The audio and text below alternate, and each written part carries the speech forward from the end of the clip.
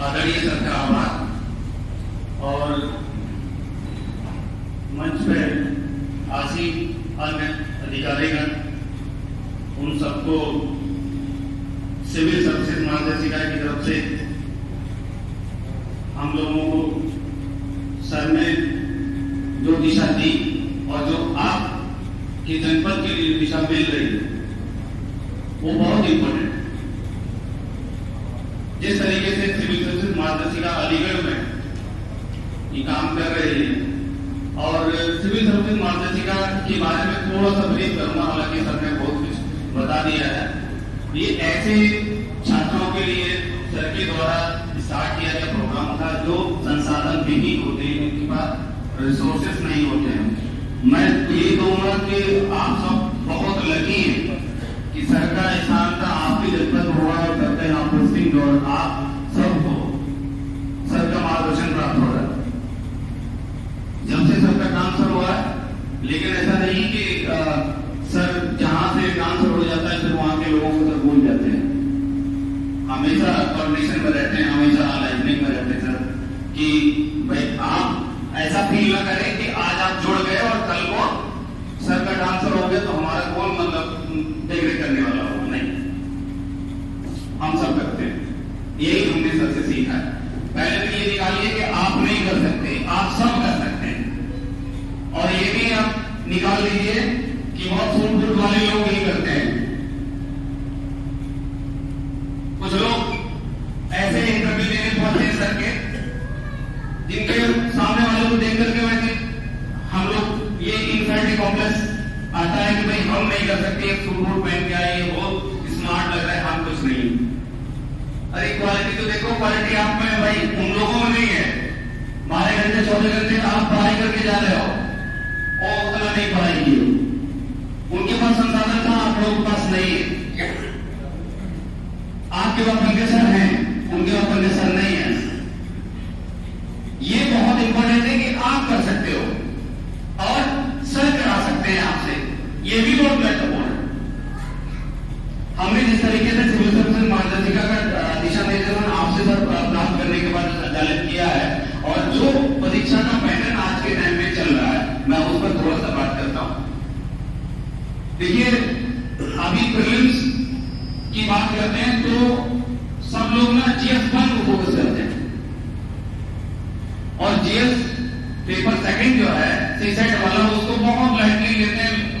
लेकिन हम लोग ये अनुरोध करते हैं सब लोगों से, जो अपने लोगों को बताते भी हैं कि भाई जितना आप पढ़ाई करते हो उसका 40% तो आप सीसेट पे काम करिए। जितना आप मान लीजिए कि आप 6 पेपर लगाए तो 4 पेपर सीसेट तक लगाइए भाई।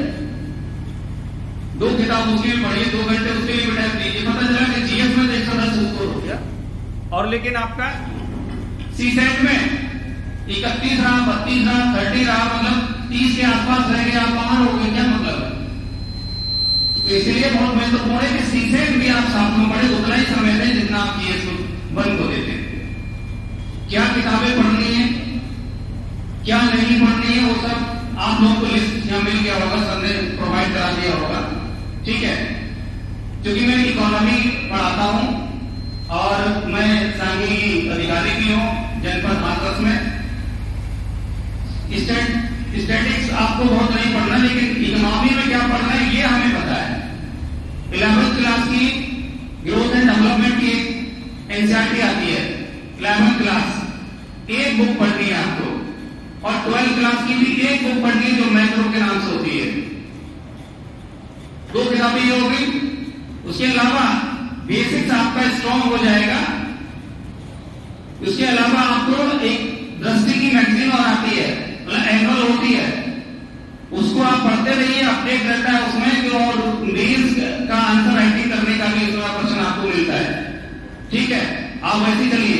दूसरा, आप प्रीलिम्स की थोड़ा सा देखें तो आप जितने भी घटना चक्र आप लोग नहीं पढ़ते हो, ये कह देते हो कि घटना चक्र, कुछ कोचिंग वाले कह देते हैं घटना चक्र फेल हो गया, पूर्वावलोकन फेल हो गया। अरे फेल कुछ नहीं होता, हम लोगों ने अपने दिमाग में ऐसा सेट कर लिया है, हम लोग उस लेवल की पढ़ाई नहीं की।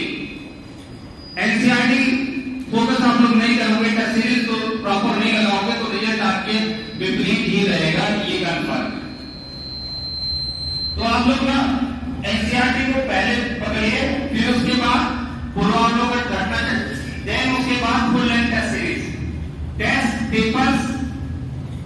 एग्जाम हॉल में देना ये ज्यादा महत्वपूर्ण है।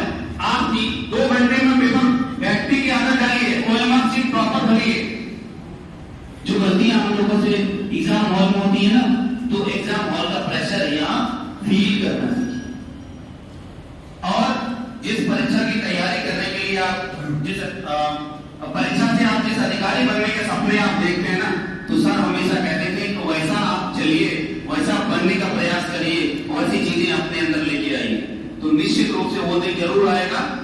जैसे अभी सर ने अभी परिचय दिया, कपूर कुमार जो बैठे हुए सबसे लास्ट रो में, ये कैंडिडेट है सबसे लास्ट वाले रो में। ये एक ऐसा कैंडिडेट है, शायद आप लोगों का फैमिली बैकग्राउंड से स्ट्रॉन्ग होगा, कोई कम नहीं।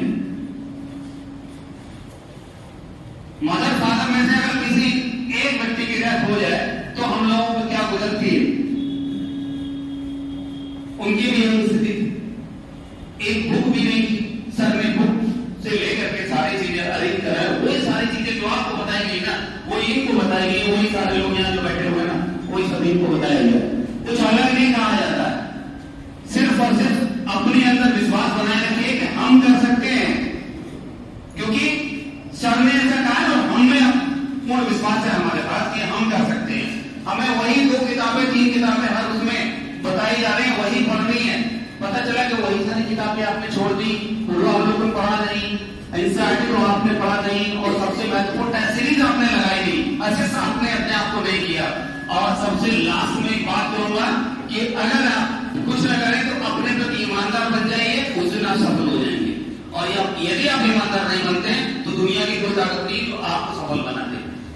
तो आप अपने साथ जस्टिस करिए, सेल्फ रिवोल्यूशन करिए कि जो एनसीईआरटी का टेस्ट पेपर आज हुआ, सपोज करिए आज हुआ, और उसमें आप 30 क्वेश्चन ही बना पाए, 30 क्वेश्चन बना पाए, उसके बाद जो जितना 120% बना है वो क्यों गलत हुआ, एनालिसिस करिए उसका, और ले जाकर के अलमारी में ऐसी फेंक दिया, पता चला कि 2 महीने बाद वही टेस्ट पेपर रिपीट हो गया, क्योंकि आप उसी को सही नहीं किए थे। तो दूसरी बात से अगर वही टेस्ट पेपर आ जाएगा फिर क्या सही कर लेंगे? 1857 में जो आप सही पढ़े नहीं, वहां भी गलत किए, दोबारा आ गए तब भी गलत किए, एग्जाम में आ गए तब भी गलत होगा, क्योंकि आपने पढ़ाई। ग्रीन रेवोल्यूशन से कोई सवाल आ जाता है, ग्रीन रेवोल्यूशन से सवाल आ रहा है तो कोई प्रॉपर उसको ग्रीन रेवोल्यूशन पढ़ लीजिए, ठीक है। हम तो यही करते हैं और हमारा यही फंडा है, जब तक आप उसके बारे में पारंगत ना हो जाए, मतलब डेक्स्टेरिटी आपको हासिल ना हो जाए, ठीक है, तब तक उसके पीछे पड़े रहिए। चाहे 2 साल लगे 3 साल लगे, आपने ठान लिया तो बन के जाओगे अधिकारी। और आज की जो मेहनत है, जिस दिन आप बन जाओगे तो उस दिन बनने के बाद रिजल्ट क्या आता है, आप लोगों को ना शब्द नहीं निकलेंगे, केवल आंसू निकलेंगे आपकी सफलता वाले, और वही बहुत महत्वपूर्ण होते। नहीं तो अभी आप लोगों को अनुभव शेयर करेंगे ये लोग। सबसे महत्वपूर्ण बात यह है, आगे बढ़ने के लिए अपने प्रति ऑनेस्ट बनिए, सेल्फ रिवोल्यूशन करना सीखिए, जो कहा जा रहा है, जो बताया जा रहा है उसको आप पुरुषार्थ करिए, ठीक है। और आने वाले टाइम में अभी जो 2023 वाला जो विज्ञापन आने वाला है उसमें काफी वैकेंसीज आएगी, और स्पेशली कुछ आएगी जैसे प्रिंसिपल्स की आती है, उन लोगों को अवसर है कि एक्सपीरियंस लगाओ और उसके बाद आगे बढ़ जाओ, प्रिंसिपल बनो और बीआरएस बनो, बीएसए बनो, अन्य बड़े अफसर बनोगे, आप जेडी एजुकेशन बनोगे, ठीक है। तो केवल और केवल ये करिए कि आप किताबें अपना एनसीईआरटी को फोकस करिए और सेल्फ एवोल्यूशन करिए, उसके बाद टेस्ट सीरीज को फोकस करिए, कमियां आती हैं सर से क्वेरीज करिए, जो पढ़ाने वाले सर हैं आपकी समस्या का समाधान हो जाएगा, और आपको कोई ऐसा व्यक्ति नहीं जो परीक्षा से बाहर कर दे, ठीक है। मैं बस यही कहना चाहूंगा सर, जो जिस तरीके से पैटर्न बदल रहा है, पैटर्न को ट्रैक करिए कि लास्ट पिछले 5 साल का पेपर्स देखिए कि यूपीपीएससी ने क्या लिया है, क्या आया था, और हम क्या टारगेट कर रहे हैं।